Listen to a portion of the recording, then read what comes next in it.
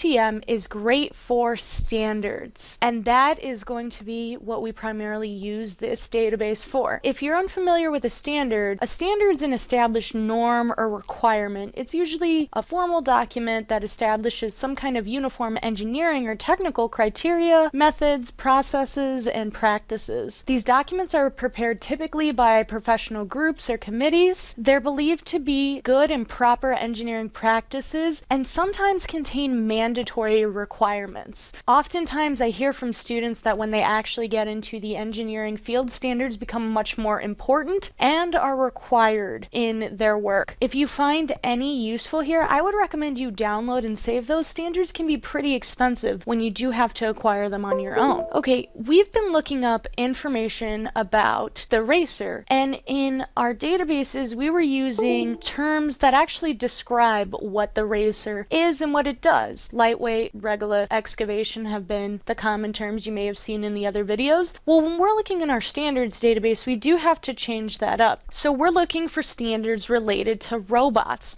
and we're looking for a mining robot. So we're going to try the term robot and mining. We have 19 results coming up. However, we don't have any actual standards coming up related to robots and mining, right? We have information showing up for our digital library, so we have book chapters, and we really want to use ASTM for standards. When you're looking for a standard, you need to think about the components that actually make up what you're trying to create. So maybe we just need to look for standards that are related to robots. And then when we get to the mining part, we look for standards relating to mining. And then we combine what we find into some kind of cohesive piece of information to help us make the robot we want. So let's get rid of the term mining. And we're getting suggestions on things we could look for. I'm going to go for robot mobility. We are creating a foldable and very mobile robot. And I do my search. And now I have 62 results coming up. 37 of those are standards. We're doing much better now. If you take a look at your results, we have the title of the standard, which is giving us a quick idea what the standard is going to discuss. We have the standard designation after the letters ASTM, and we also can see that this is the active standard. It tells us active standard, latest version. We can also see that we have the active standard here, the latest version. It's telling us right there. If this was a historical standard, it would say that. And we do have a few different ones that are coming up. The designations are changing as well. And we browse through, we see what we can find. So we have test method for navigation when there's a defined area. We have it when there's combined area obstacles like stairs and landings. Speed. Okay, and you see that these standards are very specific to what we want these robots to do, and even the kind. So evaluating emergency response robot capabilities. Because we keep on getting results that are discussing emergency response robots, I'm going to try adding in the word gravel. I think this is the kind of terrain that my robot is going to be dealing with, or at least that I want it to be capable of dealing with.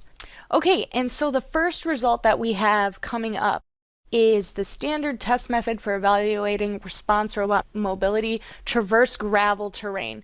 We're being specific in the kind of standard that we're looking for, and we're actually getting a result. You need to think about your project in components when dealing with standards. So I know gravel is something I'm going to need to deal with. If you were constructing a pipeline, you might think of, well, what am I going to use to construct my pipeline? What's necessary? You might look up a metal or some other kind of specific element to what you're working with. All right, let's click on the title to view our standard. After clicking on the title, we can still see our title again at the top. Our designation is also at the top, and it's telling us this is the designation. It also says this is the active standard, again providing us with that designation. After finding a standard that fits what you're looking for, you can actually just search that designation in ASTM in the future to pull up that specific standard again. We have the description for the standard, and then we have what's included in this standard here.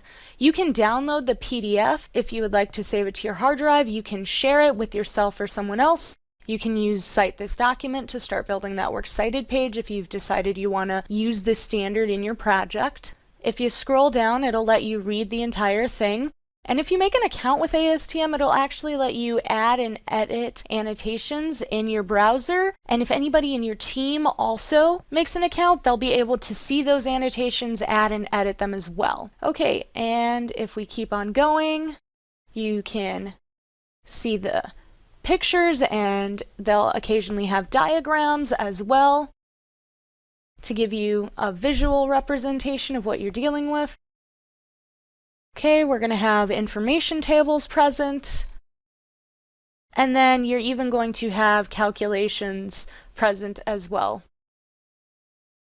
Here you also have some test form illustrations that they used.